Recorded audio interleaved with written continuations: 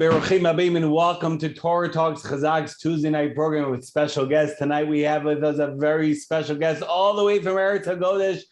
Shalom Aleichem, welcome Rav Gav Shlita. How you doing? Baruch Hashem, I absolutely love, I know that we weren't talking before at all, but I love this, it's like action, it's Gavaldic. The best part is the crowd has no idea what I'm talking about, but you do. Yeah, I'm doing well. How are you, Rabbi? Baruch Hashem, Rav Gav Shlita, world-renowned lecturer, the man that Mamish makes us the simcha happiness. It's a problem we're doing this during the 3 weeks, Rav Gav. But tonight's topic that we're going to be talking about is loving others. That's right. We all know that the Bet HaMikdash, the Holy Temple, was destroyed because of sinat chinam, because of baseless hatred, and we're going to talk about how to love everyone and anyone. But before we do tonight's topic, Rav Gav, if you give our audience a little bit of a background about yourself and the great work you're involved with. Oh, I'm doing it. I thought you were going to do it. Oh man! All right. I get I'm involved with teaching. Learning, teaching, growing. I'm assuming what you're looking for is what the world wants to hear is like some sort of bio. So I've been involved with primarily now with a place called Torah in the old city of Yerushalayim for a number of years. I like to think of myself, though, I don't like to, I got to give credit where credit's due. They're tremendous, they're doing amazing things, but it's not limited to Torah. Listen, I like to be involved with Jews. So, just the quick rundown from New York, I now live in Israel, the end, or the beginning, but been teaching in Aish for, I think, 16 years. Before that, well, I guess of recording 16 years and 16 days, actually. 16 tonight for me, today for you. And that's me story. That's the nutshell. Amazing. Rav Gav, I'll tell you one thing. Shout out to the Zerkivs, board members of ours. They were the ones that introduced Rav Gav to the Chazaq world many years ago. I already lost track. But if Rav Gav would tell us one thing that really helped Rav Gav get out there to the world, well, in the speaking world, in the Torah world, in the Kiruv world, or one event that really sticks out, is there anything that comes to mind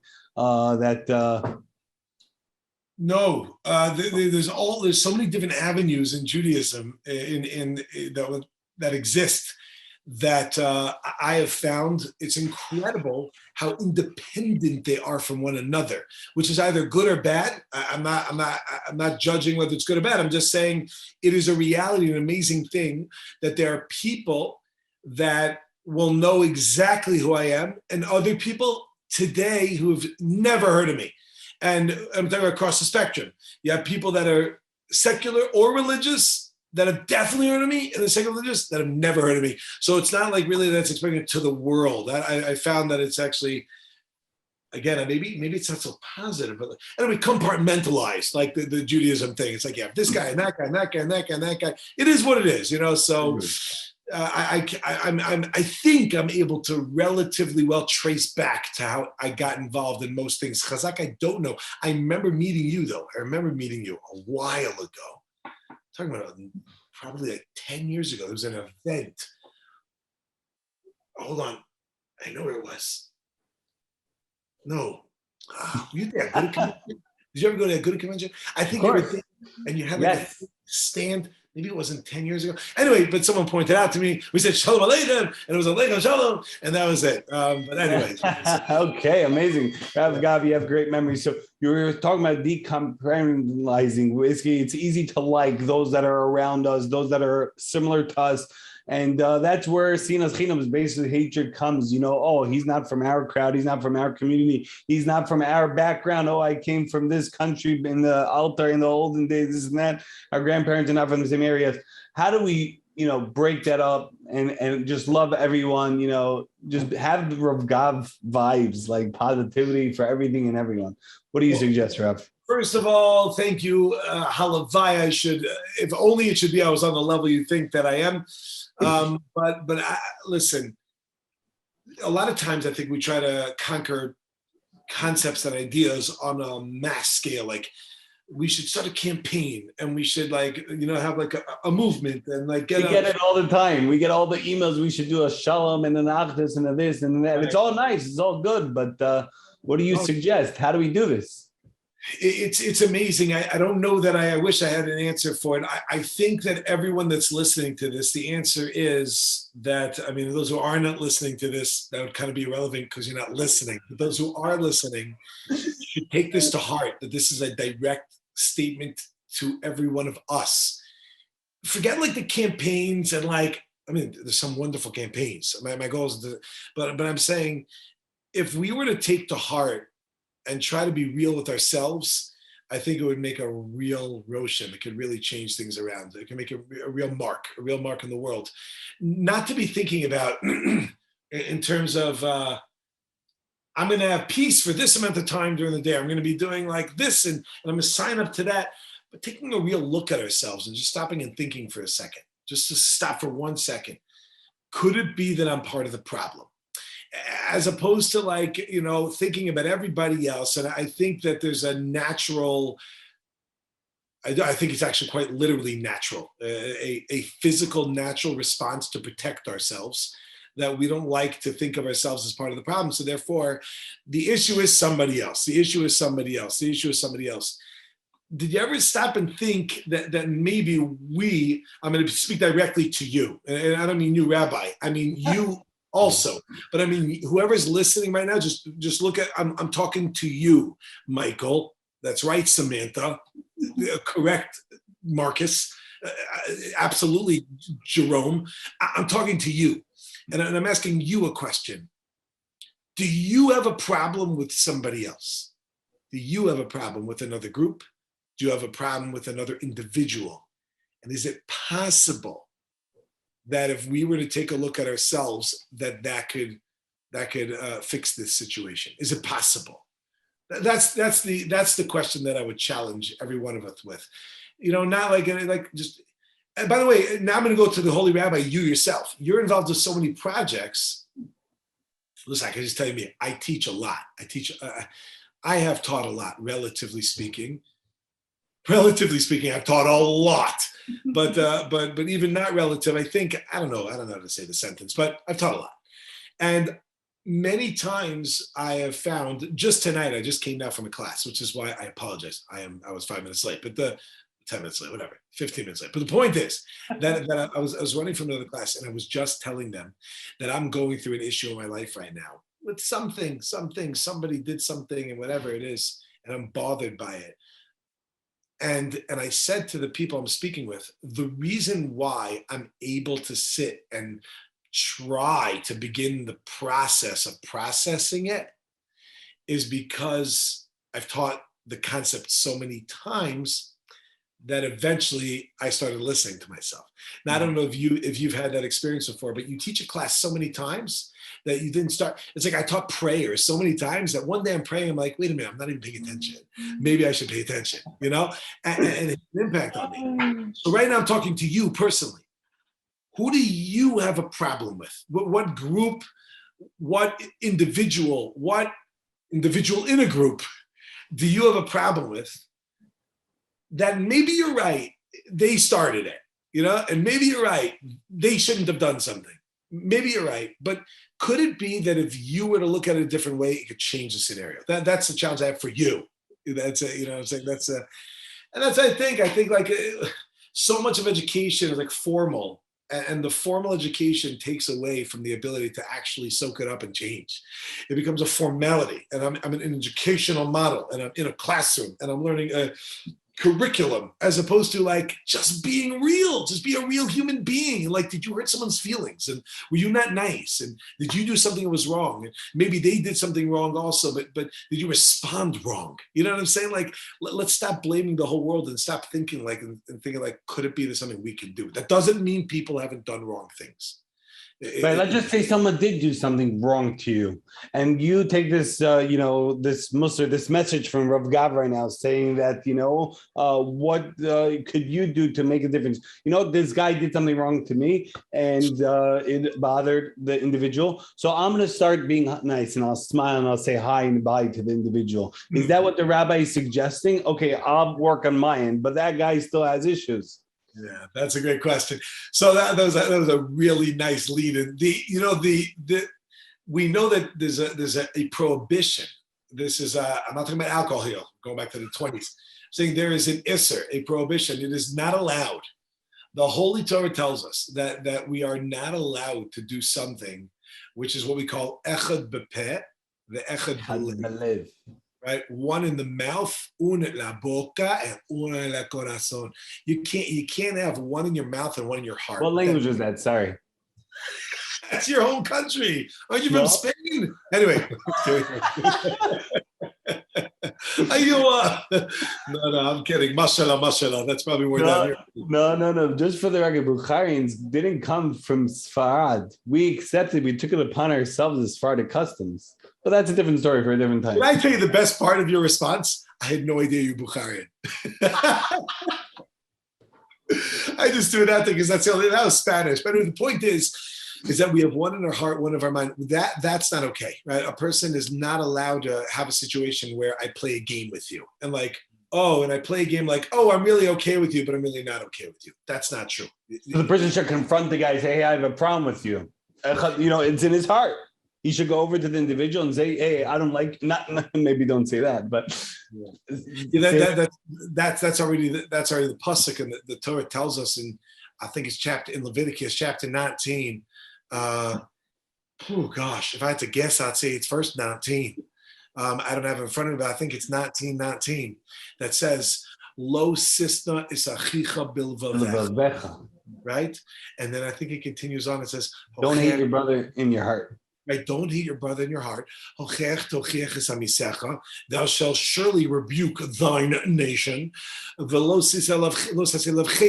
can't have sin. Now that pasuk, that verse, is a lot to discuss. I'm not going to go into it now. I'm just going to give the basics. Is you're not allowed to hate someone in your heart, which means if you have a problem with someone, you have one of two options.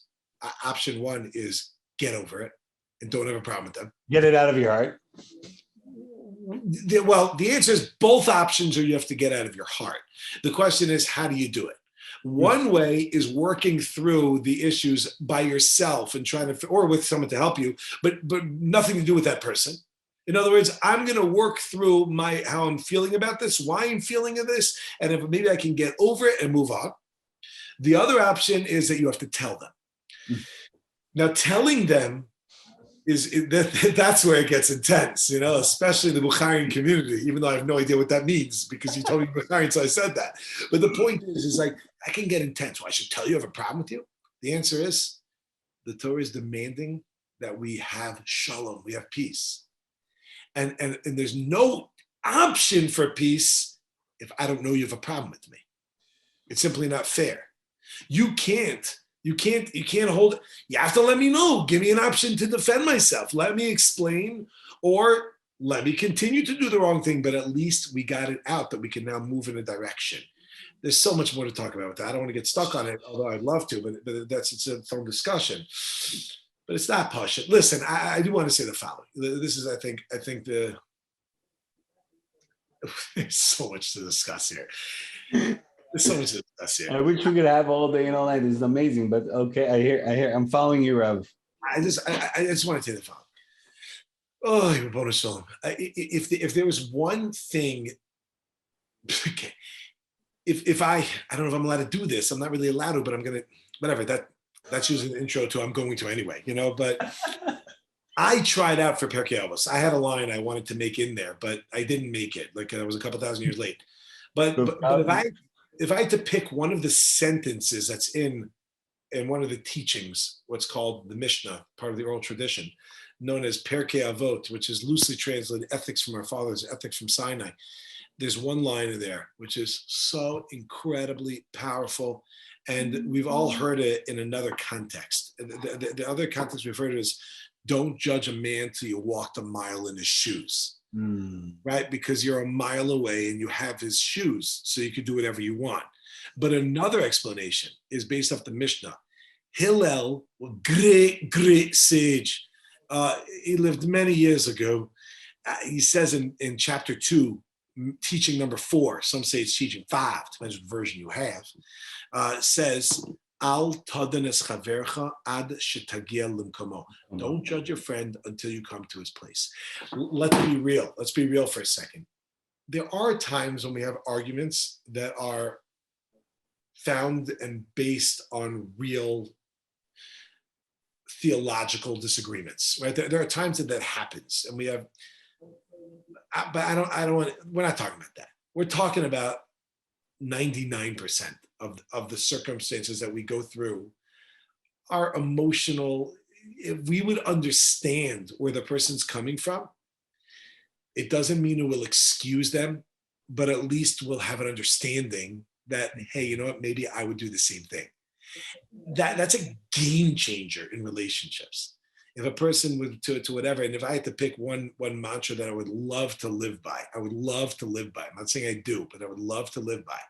It's al tadan es chaver Hashem kama. Don't judge your friends until you come to the place.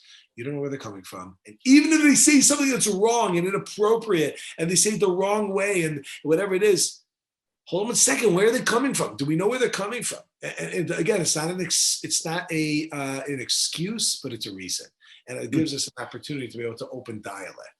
Anyway, dialogue with different dialects. Yeah.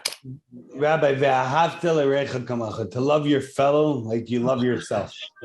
Now, we all love ourselves and we take care of ourselves, but that line, it's a very big rule in the Torah.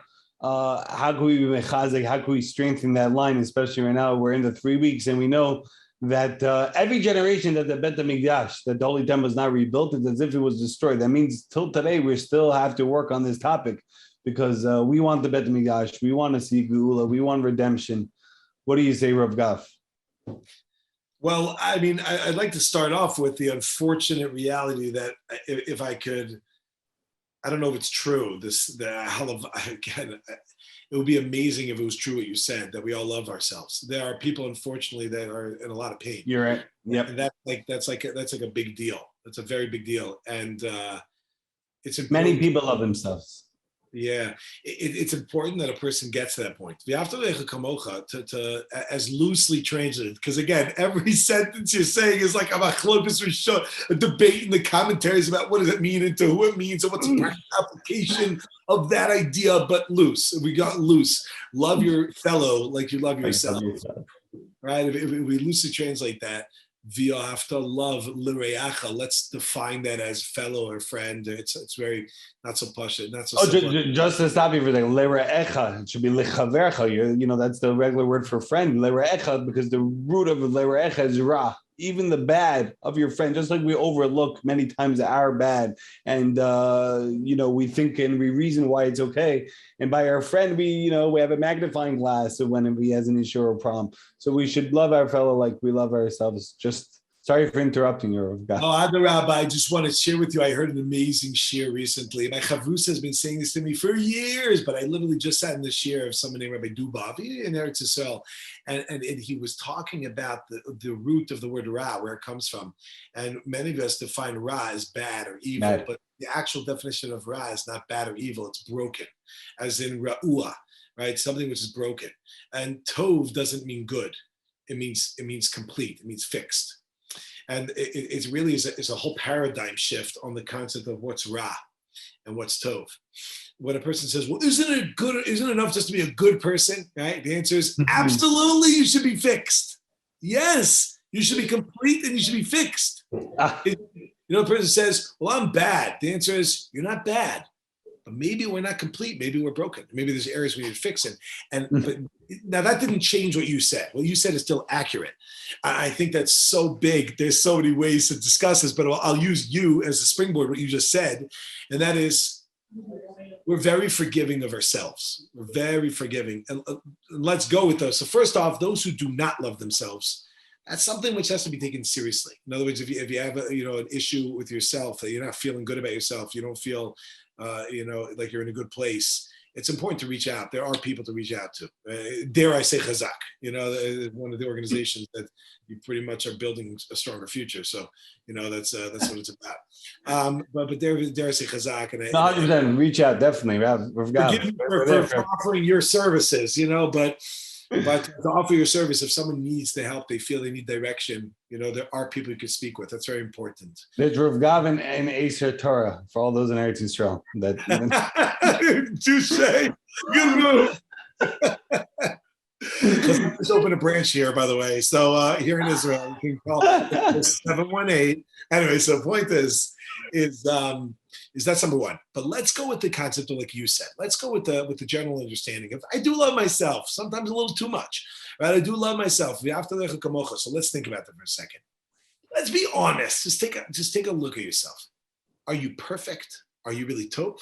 Are you complete? Are you fixed? Are you really up there? The answer is you know that you have faults, but you decide to focus on the positive.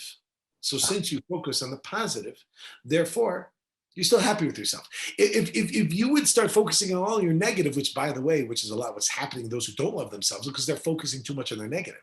But if you were to focus on your positive, I don't even have any positive. Okay, that needs help to get out sometimes. Some people, it's the opposite. I don't have any negative, right? But focus on a positive. And we know we have negative. We know. But we decide to overlook it for the overall picture of positive. Why don't we try loving them like you love you? You're willing to overlook some of our flaws. We're able to overlook certain things, and you are your greatest teacher. If you want to know how to go out and love someone else, just take a look and see how you love yourself. That's the bottom line. You don't need it from anybody else. Just look inside. They say that the experience is the best teacher, and you have had the experience to be able to say, like, why do we get defensive? Because, like, I didn't do something wrong. Okay, so maybe they didn't either. And even if they did, and even though I did something wrong, you don't understand where I'm coming from. Oh, so where are they coming from? In which case we have a way of seeing it so beautifully. I want to share an idea with you, just which really, unless you have a question. I mean, unless you have No, please, Rabbi. We'd love to hear your idea. Okay. I've sent it over to a bunch of people, so they haven't yelled at me. So I'm hoping it's not I'm not off the D here. But here's a point. I'm not off the path, off the derech. Anyway, so here's a story. Oh gosh. Okay, stay with me now. Here we go. I'm with you, Rabbi. We're all with you. It's found in a number of places, but the place that sticks to my head the most is the Gemara. I just remember when I was learning the Gemara in Sanhedrin, the Talmud, right? Again, part of the oral tradition, the extension which spells out, elaborates, elucidates, makes clear the Mishnah. And I was looking at the Gemara, which is found in Sanhedrin, one of the books called Sanhedrin, of the 36 books of the Babylonian Talmud. Talking about Gemara, somebody mentioned to me that you do a daf. You do a class on the daf. They told me. I do a daf. I do a daf yomi. I do the daily page. It's about 26 minutes or so, and it's katsar uleinian, like it's straight up. Short and sweet. If you're looking to hit the actual daf itself, I don't generally go off the topic. It's a Gemara at Rashi. That's what we're doing over there. Yeah. Okay. Shout out to that. Pick it up at all good Jewish bookstore places. Anyway, all daf or Torah Anytime or I don't know, other places. Anyway, but that's that. Yeah, good stuff. But Barichas, the Gemara says in Sanhedrin, it's on page 18, if you'd like to check it out. Again, it's in many places, but that's just six out of my head. The Gemara says, Kshotis atzmecha ve'achar kach kshotis acher. Okay. Translate for me. What does that mean? Basically, rebuke yourself before rebuking others, Mistama. Right. When you're going to go ahead and you want to go and fix someone else. So the general understanding is like fix yourself and then fix someone else. Fix yourself, then fix someone else. So that's a big sentence, right? I'm going to come and I'm going to say you're doing something wrong. You know what, buddy? You know what? Fix yourself. Okay. So that's step one. What does that mean? So I would like to offer an idea. I didn't see this anywhere, so apologize if it drops. I don't know what this is, but anyway, I didn't know that noise was me. I apologize. Anyway, but just out of curiosity, where are you? I'm sorry for cutting you in the middle of your story. I mean, your chiddush, the chiddush of Gav. I'm in a room in my house. I'm in a room. Oh, okay, the blue room. Okay, cool. Yeah, I've been in the blue room. Actually, it's like my kid said, I'm not allowed to move the camera even one iota, because if I move the camera even one iota, then you're going to see all the toys. Anyway, the point is I can't move the room. But anyway, there's a bunch of toys in there. When we finish, I play with the house. So anyway, here's the story. Fix yourself and then fix yourself and then fix something. Then fix everything else. Okay, so here's the idea. Listen to this. I think this is beautiful. I mean, I'm a little biased. But here it goes like this. This is your chiddush. This is your insight. Okay. Yeah, I get it. Okay, whatever. Let's say it goes like this. I'm asking you a question now, and you have to answer this question. Okay. Okay. Bring it on. Do you ever behave a certain way? Someone comes and they call you out on it. They rebuke you. They say what you did isn't okay. Right? What's a knee-jerk reaction that one who is, let's say, not worked on themselves isn't willing? What do we generally do? Find an excuse why you did whatever you did. Right. We defend ourselves. We're like, no, you don't understand. How many excuses can you come up with, like to be able to exempt yourself from whatever they're holding you up? How many? 1, 2? Depends how good of a person. I'm saying how good of a, I guess for lack of better words, a player the guy is. Like exactly how good of a liar you are, right? I lie. Basically, it's like we come up with like a million excuses. Like you don't get it because you don't know me, and even if you did, I missed the thing and the stuff and the what and the who and the that and the right? We come up with all these different reasons why. What about when we see someone else do something wrong? We judge them right away. Immediately. I can't even think of one reason why that was okay. Down comes close. Rabbi, come on. Right. Judge favorably. Yeah. You can come up with a million reasons why you're okay, but you can't even come up with one for them. Like, come on, let's be real. So here's my suggestion. Ready? Watch this. Kishot is understood to mean fix, but the word kishot also comes up in other areas in Jewish literature, which means to adorn oneself. It's kishot means to wear. Comes up by the laws of Shabbos, of Sabbath, when people are wearing things and they go out into public domains and whatever it is. To kishot, kshita, is to adorn yourself. So this is what I want to share with you. Instead of looking at it as fix yourself, then fix others, look at it as adorn yourself and then adorn others. Now, what does that mean? What that means is like this. The next time you see someone behaving in a way where you find you have a problem with that, I can't even think of one thing. This is what I'm challenging. Ready? Here we go. Put yourself in their shoes just for a moment. Pretend it was you that did that thing that was wrong. Just try to pretend it was you. Now, once it's you, you'll now be able to come up with a million excuses as per why it was okay. Kshotas atzmecha, adorn yourself with one of the million. Go back to who you were. And now, kashot esachirim, take that one that you excused yourself with, and now excuse them. Wow, Rav Gav. I think it's another way of saying your idea of after lecha kamocha, right? Just take whatever was in you and put it on someone else, but with kashot. So, of course, we can pater, we can exempt other people, we can judge them favorably.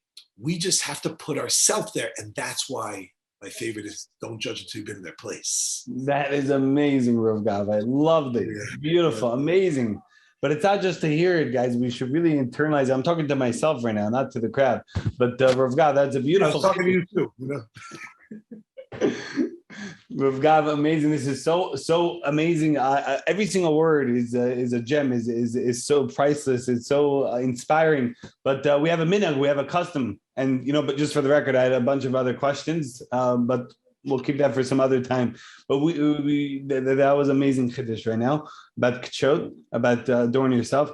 But our minhag, our custom is one final message for our broader audience. I wouldn't want to, God forbid, change your minhag, but maybe I just did the final message, so you can go down to the question. On top of the final message. What just happened? Whatever you want, I can leave with the message, but we got a bunch of messages there. I'm open to any questions, but if you want to keep the minhag, I can't change the minhag. Whatever you want. You kind of did the minhag, but I didn't ask you to do it. You did it. So the minhag was that I asked you to do the final message. Then you did it. So now let's review. Judge people favorably is how you said. That's 1-6. Don't judge so you're in their place. That's 2-4/5.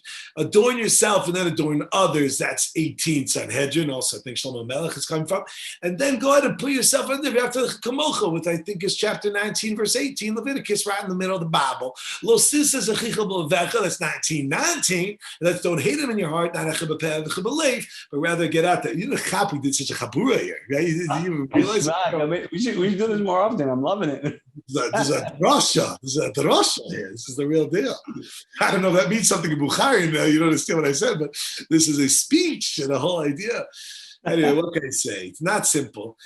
Not simple. I think one of the most challenging things that exists in the world is interpersonal relationships.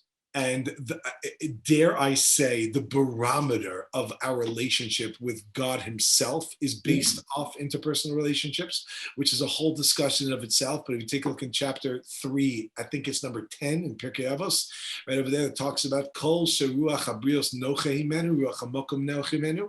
Anyone who people get along with, it means God gets along with. And a lot of people like to think that, like, okay, listen, I might not get along with people, but God and I are tight. You have to understand the Torah seems to tell us that the barometer, the gauge, the matzpein, the way that we know if we actually have a relationship with God and what God feels about us is how do people feel about us. So are we working on that? Are we building that? Are we heading towards that? Is it simple? No.